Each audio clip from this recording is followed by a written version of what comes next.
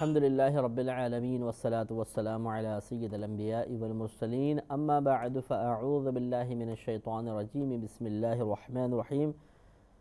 24 آیات کی تفسیر ہو گئی ہے۔ سورۃ سبا چل رہی ہے، 22واں سپارہ ہے، اور اس میں اللہ تبارک و تعالیٰ نے، چونکہ مکی صورتوں میں سے ہے، اللہ تعالیٰ نے اپنی توحید کا بیان کا یہاں سے آغاز فرمایا ہے، توحید کا تذکرہ ہو رہا ہے، اور مختلف طریقوں سے کفار کو مختلف دلائل سے اور عقلی دلائل سے سمجھایا جا رہا ہے تاکہ بات ان کی سمجھ میں اچھے انداز سے آ جائے اور وہ کفر کو چھوڑ کر اللہ تبارک و تعالیٰ کی طرف، اسلام کی طرف مائل ہو جائے۔ لہٰذا یہ پچھلی 24ویں آیت میں ہی اللہ کی طرف سے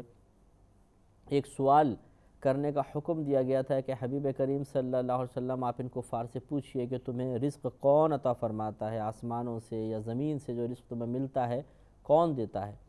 تو یہ مبہوت ہو جائیں گے، جواب نہیں دے سکیں گے، کیونکہ اگر یہ اقرار کر لیں کہ اللہ تعالیٰ دیتا ہے تو سوال یہ پیدا ہوتا ہے کہ پھر تم اس رب کی عبادت کیوں نہیں کرتے جو تمہیں رزق عطا فرما رہا ہے؟ اور اگر یہ کہتے ہیں کہ وہ نہیں دے رہا تو بتائیے پھر کس طرح مل رہا ہے؟ یا تو تم یہ دعویٰ کرو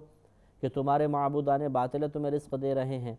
یا یہ دعویٰ کرو کہ اتفاقی طور پہ سارا نظام کائنات چل رہا ہے، اور دونوں ہی دعوے بالکل باطل ہوں گے اور اس کو سچ ثابت کر دکھانا یہ ان کی بس کی بات نہیں ہوگی۔ اس لیے اللہ تعالیٰ نے آگے ارشاد فرمایا قل اللہ، اے حبیب یہ تو بولیں گے نہیں، آپ ہی ارشاد فرمائیے کہ زمینوں اور آسمانوں سے رزق اللہ ہی عطا فرماتا ہے۔ اور پھر نبی کریم صلی اللہ علیہ وسلم نے یہ سوال فرما کر اللہ کے حکم سے یہ ارشاد فرمایا کہ وَإِنَّا وَإِيَّاكُمْ، اور بے شک ہم اور خاص تم لَعَلَىٰ هُدًى، ضرور ہدایت پر ہیں، أَوْ فِي ضَلَالٍ مُبِينٍ، یا کھلی گمراہی میں ہیں۔ یعنی اب تم خود فیصلہ کر لو کہ کون ہدایت پر ہے اور کون گمراہی پر۔ وہ جو اللہ کو تسلیم کر رہے ہیں، اللہ کو رازق مان رہے ہیں، اللہ تعالیٰ کی عبادت کر رہے ہیں، وہ ہدایت پر ہیں یا گمراہی پر؟ یا جو تم ہو کہ ان سوالات کے جوابات میں تمہارے پاس کوئی جواب نہیں ہے اس بات کے اقرار کے علاوہ کہ ہاں ایک دوسری ذات ہی ہے، ہمارے معبودان باطل کے علاوہ ایک ذات ہے جو اس کائنات کے نظام چلا رہی ہے، اور یقیناً وہ اللہ ہی ہے۔ تو پھر اب بتاؤ کہ تم پہلے گمراہی پر تھے یا ہدایت پر؟ تو ایک عام اچھی سوچ رکھنے والا شخص اگر تھوڑا سا بھی غور و تفکر کرے تو اقرار پر مجبور ہو جائے گا کہ ہاں وہ اللہ ہی ہے کہ جس کو ماننے پر انسان گمراہی سے ہدایت کی طرف آ جاتا ہے، اور اس کو نہ ماننے کی بنا پر ہدایت سے گمراہی کی طرف چلا جائے گا۔ قُلْ لَا تُسْأَلُونَ عَمَّا أَجْرَمْنَا وَلَا نُسْأَلُ عَمَّا تَعْمَلُونَ، اے حبیب کریم صلی اللہ علیہ وسلم آپ فرما دیجئے کہ نہیں سوال کیے جاؤ گے تم عما ان چیزوں کے بارے میں اجرمنا جو ہم نے جرم کیے، غلط کام کیے، اس میں تم سے سوال نہیں ہوگا۔ ولا نسأل عما تعملون، اور نہیں سوال کیے جائیں گے ہم ان چیزوں کے بارے میں جو تم کر رہے ہو۔ یعنی معاذ اللہ ثم معاذ اللہ کہ فرض کر لو کہ ہم کوئی خطا کر رہے ہیں تو ٹھیک ہے تم قابل گرفت نہیں ہوگے، اور اسی طرح اگر تم ہمارے سمجھانے کے باوجود خطائیں نہیں چھوڑتے ہو، گناہ نہیں چھوڑتے ہو، کفر و شرک سے کنارہ اختیار نہیں کرتے ہو، تو پھر ہم سے بھی سوال نہیں ہوگا، اس کا خمیازہ تمہیں ہی بھگتنا ہوگا۔ قل، اے حبیب کریم صلی اللہ علیہ وسلم آپ فرما دیجئے یجمع بیننا ربنا، کہ ہمارا رب ہم سب کو جمع فرما دے گا، ثم یفتح بیننا بالحق، پھر ہمارے درمیان بالکل حق اور سچا فیصلہ فرما دے گا، وَهُوَ الْفَتَّاحُ الْعَلِيمُ، اور وہ بہت ہی درست فیصلہ کرنے والا اور سب کچھ جاننے والا ہے۔ لہذا یہ عقیدہ آخرت بھی یہاں بیان کر دیا گیا کہ ضرور اللہ تبارک و تعالی ہم سب کو جمع کرے گا، اور وہاں پر ہدایت اور گمراہی بالکل واضح ہو کر سامنے آ جائیں گی کہ ہر شخص جو ہے وہ ہدایت کو ہدایت ہی کہے گا، گمراہی کو گمراہی کہے گا۔ دنیا کا معاملہ علیحدہ ہوتا ہے کہ یہاں بعض اوقات کوئی شخص گمراہی کو ہدایت کہہ رہا ہوتا ہے اور ہدایت کو گمراہی قرار دے رہا ہوتا ہے، لیکن میدان معاشر میں سب پر ظاہر ہو جائے گا کیونکہ سب اپنی آنکھوں سے دیکھ لیں گے۔ قل، اے حبیب کریم صلی اللہ علیہ وسلم آپ فرما دیجئے کہ ارونی الذین الحقتم بہ شرکاء کلا، کہ مجھے دکھاؤ وہ شریک جو تم نے اللہ تبارک و تعالیٰ کے ساتھ ملا دیے ہیں، کلا ہرگز نہیں، یعنی تم ہرگز ایسے شرکاء نہیں دکھا سکتے، ورنہ ہے تو پیش کرو۔ بل هو اللہ العزیز الحکیم، بلکہ بس صرف وہی اللہ تبارک و تعالی عزت والا، حکمت والا ہے۔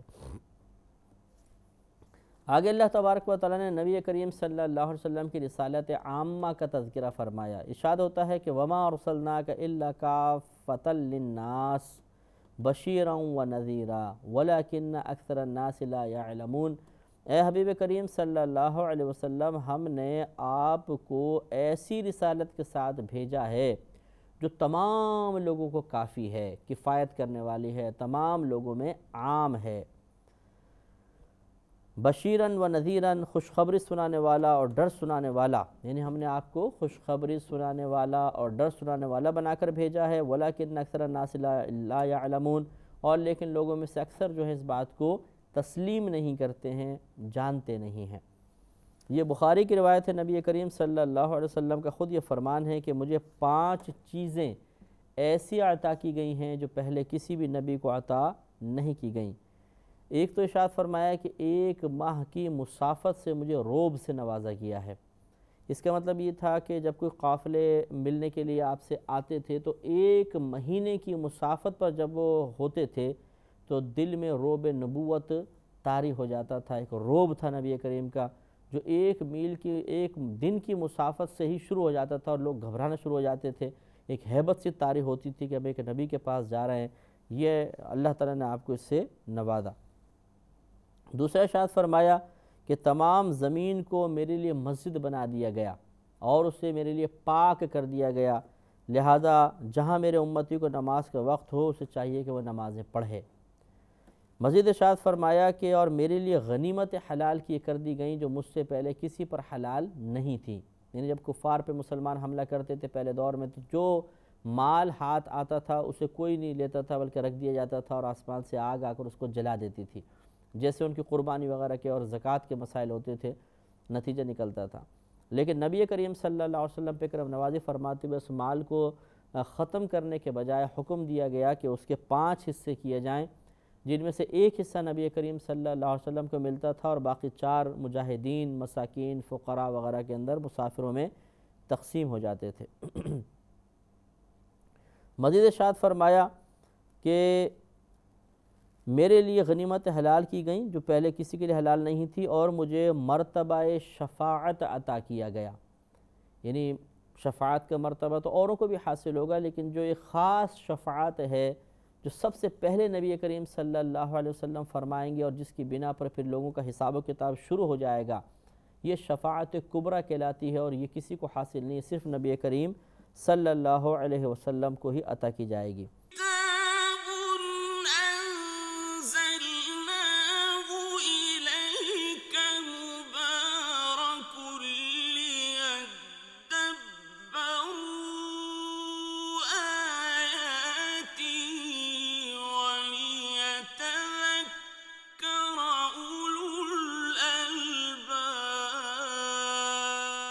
اور آخر میں ارشاد فرمایا کہ انبیاء علیہ السلام جو سابقہ تھے خاص اپنی قوموں کی طرف مبعوث فرمائے گئے، جبکہ اللہ تبارک و تعالیٰ نے مجھے تمام انسانوں کی طرف، تمام کائنات کی طرف رسول بنا کر بھیجا ہے۔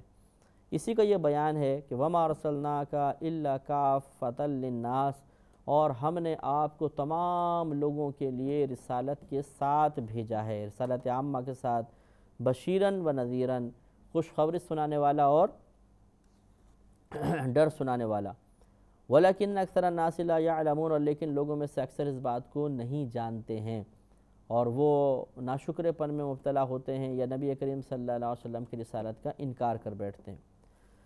وَيَقُولُونَ مَتَى هَذَا الْوَعْدُ إِن كُنتُمْ صَادِقِينَ، اور وہ کفار کہتے ہیں کہ مَتَى هَذَا الْوَعْدُ، وہ وعدہ کب ہوگا، إِن كُنتُمْ صَادِقِينَ، اگر اے صحابہ تم سچے ہو تو وہ مطلب جو کفار و مشرکین تھے استہزاءً سوال کرتے تھے بتاؤ کب قیامت کا آئے گی، تم جو ڈراتے ہو عذاب سے، قیامت سے، وہ کہاں ہے، کیوں نہیں آتی؟ قل، اے حبیب کریم صلی اللہ علیہ وسلم آپ فرما دیجئے، لکم، ان لوگوں کے لیے، کہ میعاد یوم لا تستأخرون عنہ ساعۃ ولا تستقدمون، کہ یہ ایک ایسے دن کا وعدہ ہے کہ جس سے تم نہ تو ایک گھڑی پیچھے ہٹ سکتے ہو اور نہ ایک گھڑی سبقت لے جا سکتے ہو، آگے بڑھ سکتے ہو۔ یعنی جب قیامت قائم ہوگی تو اس کا وقت مت پوچھو کہ کب قائم ہوگی، بلکہ اس قیامت کی تیاری کی طرف توجہ کرو، اور جب وہ آئے گی تو نہ تم اس سے پیچھے ہٹ سکتے ہو نہ اس سے آگے بڑھ سکتے ہو، بلکہ تم سب ہلاک و برباد ہو جاؤ گے۔ وقال الذین کفروا، اور ان لوگوں نے جنہوں نے کفر کیا وہ بولے کہ لن نؤمن بہذا القرآن، ہم ہرگز اس قرآن پر ایمان نہیں لائیں گے، ولا بالذی بین یدیہ، اور نہ ان کتابوں پر جو اس سے پہلے بھیجی گئی ہیں، یعنی اللہ تبارک و تعالیٰ نے جس سے پہلے کتابیں بھیجی نہ اس پر ایمان لے کر آئیں گے اور نہ قرآن پاک بھی ایمان لے کر آئیں گے۔ اللہ نے آگے ارشاد فرمایا ان کے اس انجام کے بعد جب ان کی موت اسی کفر پر ہو جائے گی تو میدان محشر میں کیا ہوگا اس کے بارے میں ارشاد فرمایا کہ وَلَوْ تَرَىٰ إِذِ الظَّالِمُونَ مَوْقُوفُونَ عِنْدَ رَبِّهِمْ، اور اس کے لفظی ترجمہ تو ہے کہ کاش آپ ملاحظہ فرماتے کہ جس وقت ظالم کھڑے ہوں گے اپنے رب کے پاس، لیکن چونکہ اللہ تبارک و تعالیٰ کے لیے تمنا کے الفاظ استعمال کرنا جیسے کاش وغیرہ یہ ممنوع ہوتا ہے، لہذا اس کا ترجمہ یوں کیا جائے گا کہ کسی طرح آپ دیکھتے، یعنی وہ موقع آ چکا ہوتا کہ آپ یہ دیکھتے کہ جب ظالم کھڑے ہوں گے اپنے رب کے پاس، یرجع بعضهم الى بعض القول، ان میں سے ایک دوسرے پر بات کو ڈالے گا، یعنی ایک دوسرے پر الزام ڈالیں گے، تم نے ہمیں گمراہ کر دیا، تم نے گمراہ کر دیا، تم نے بری بات کہی تھی، تم نے ہمیں مروا دیا اور یہ ہمارا آج حشر ہو گیا۔ یقول الذین استضعفوا، کہیں گے وہ لوگ جو کمزور تھے دنیا میں، یعنی کفار میں سے ہی کمزور سے مراد جو تابع تھے، لیڈر حضرات جو تھے وہ بڑے تھے ان کے سردار وغیرہ، اور یہ تابع لوگ تھے، تو یقول الذین استضعفوا، کہیں گے وہ جو کمزور تھے، للذین استکبروا، ان لوگوں سے جو قوی تھے دنیا کے اندر ان کے سردار وغیرہ، کہ لولا انتم لکنا مؤمنین، کاش اگر تم نہ ہوتے تو ضرور ہم ایمان لے آتے، یعنی تم نے ہمیں مروا دیا، تمہارے مال کی چکا چون سے ہم گھبرا گئے، تمہارے پیچھے ہو گئے، دھوکے میں مبتلا ہو گئے، تمہارے لچھے دار باتوں نے ہمیں اپنی طرف مائل کر لیا، اگر تم لوگ نہ ہوتے تو ضرور ہم مومن ہوتے، ہدایت پا جاتے۔ قال الذين استكبروا للذين استضعفوا انحن صددناكم عن الهدى بعد اذ جاءكم بل كنتم مجرمين، تو کہیں گے وہ لوگ جنہوں نے جو بڑے تھے یعنی سرداران وغیرہ ان کے لیے جو کمزور تھے، نحن صددناکم عن الہدی، کہ ہم نے تمہیں روک دیا تھا ہدایت سے، بعد اذ جاءکم، اس کے بعد جبکہ وہ تمہارے پاس آ چکی تھی، یعنی نبی تمہیں ہدایت دے رہے تھے، تمہارے جیسے کچھ اور دوسرے کمزور بھی تھے وہ بھی تو نبی پر ایمان لے کر آئے تھے، تو اگر ہم نے تمہیں کہا تھا کیوں رک گئے، تم نے کیوں ان کی اطاعت نہیں کی، بل کنتم مجرمین، بلکہ تم خود ہی مجرم ہو۔ تو ایک دوسرے پہ اس طرح الزام ڈالیں گے، جو کمزور ہوں گے وہ اپنے لیڈران کا گریبان پکڑ رہے ہوں گے، اور لیڈر حضرات اپنے ہی وبال میں گرفتار ہوں گے، وہ سوچیں گے کہ ایسا نہ ہو کہ ان کی وجہ سے اور ہم پر عذاب بڑھ جائے، تو ان سے بیزاریت کا اظہار کریں گے۔ وقال الذین استضعفوا، اور کہیں گے وہ لوگ جو کمزور ہیں، للذین استکبروا، ان لوگوں سے جو بڑے تھے ان کے سردار، کہ بل مکر اللیل والنہار، بلکہ دن اور رات کا ایک فریب تھا، یعنی تو مسلسل ہمیں فریب میں رکھتے تھے، اذ تأمروننا، اس وقت کہ جب تم ہمیں حکم دیتے تھے، ان نکفر باللہ، کہ ہم اللہ تبارک و تعالیٰ کا انکار کریں،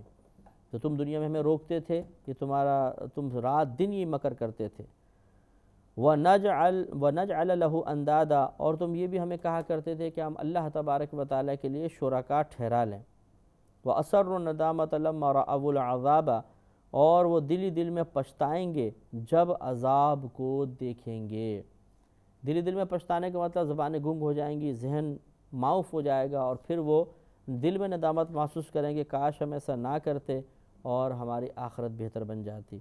وَجَعَلْنَا الْأَغْلَالَ فِي أَعْنَاقِ الَّذِينَ كَفَرُوا، اور ہم طوق ڈالیں گے، لوہے کے کڑے بڑے بڑے ڈال دیے جائیں گے جن سے وہ جھک کے شدید عذاب محسوس کریں گے، فی اعناق الذین کفروا، ان لوگوں کی گردن میں جنہوں نے انکار کیا، یعنی جو اللہ تعالیٰ کے منکر رہے ان کو اس طرح کا عذاب ہوگا۔ هل یجزون الا ما كانوا يعملون، نہیں بدلہ پائیں گے وہ مگر وہی جو وہ کرتے رہے تھے، جو دنیا میں معاملات کیے تھے اسی کا بدلہ ان کو ملے گا، کوئی ظلم ان پر نہیں ہوگا۔ وما ارسلنا فی قریۃ من نذیر، اور نہیں بھیجا ہم نے کسی بستی میں کوئی ڈر سنانے والا، الا قال مترفوہا، مگر اس بستی کے امیر لوگوں نے کہا، انا بما ارسلتم بہ کافرون، کہ بے شک ہم اس پر جس کے ساتھ تمہیں بھیجا گیا ہے اس پر ایمان لے کر نہیں آئیں گے، اس کا ہم انکار کرتے ہیں۔ تو یہ گویا کہ نبی کریم صلی اللہ علیہ وسلم کو تسلی دی جا رہی ہے کہ آپ کا اگر یہ کفار انکار کر رہے ہیں تو یہ کوئی آج نئی بات نہیں ہے، بلکہ آپ سے پہلے بھی جتنے انبیاء علیہ السلام آتے رہے ہیں ان کے جو بڑے بڑے کفار تھے، سرداران قریش تھے، وہ اسی طرح یعنی جو سردار تھے ان کے پرانے زمانوں کے، تو سرداران قریش کی طرح وہ بھی اپنے ان انبیاء علیہ السلام کا انکار کرتے رہے۔ تو یہ اگر آپ کا انکار کر رہے ہیں تو کوئی نئی بات نہیں ہے۔ وقالوا، اور انہوں نے کہا کہ نحن اکثر اموالا و اولادا، کہ بے شک ہم زیادہ ہیں مال اور اولاد کے اعتبار سے، وما نحن بمعذبین، اور ہم پر عذاب نہیں ہوگا، ہم عذاب والے نہیں ہوں گے، یعنی ہمیں عذاب نہیں دیا جائے گا۔ اس سے معلوم یہ ہوا کہ وہ اولاد کی کثرت اور مال کی کثرت کی بنا پر ایک ایسے تکبر اور گھمنڈ میں مبتلا ہو گئے تھے کہ اللہ تعالیٰ کی گرفت کا احساس بالکل ختم ہو گیا تھا۔ لیکن ان کو سوچنا چاہیے تھا کہ جو دولت دینے والا ہے وہی دولت چھین بھی سکتا ہے۔ اسی کا آگے اللہ نے ایک بیان فرمایا کہ قُلْ إِنَّ رَبِّي يَبْسُطُ الرِّزْقَ لِمَنْ يَشَاءُ وَيَقْدِرُ، آپ فرما دیجئے کہ بے شک میرا رب کشادہ فرماتا ہے رزق کو جس کے لیے وہ چاہتا ہے، اور اسے تنگ کر دیتا ہے جس کے لیے چاہتا ہے تنگی کر دیتا ہے۔ وَلَكِنَّ أَكْثَرَ النَّاسِ لَا يَعْلَمُونَ، اور لیکن لوگوں میں سے اکثر اس بات کو نہیں جانتے ہیں۔ نہیں جاننے سے مراد یہ ہے کہ وہ تسلیم نہیں کرتے ہیں۔ وَمَا أَمْوَالُكُمْ وَلَا أَوْلَادُكُمْ بِالَّتِي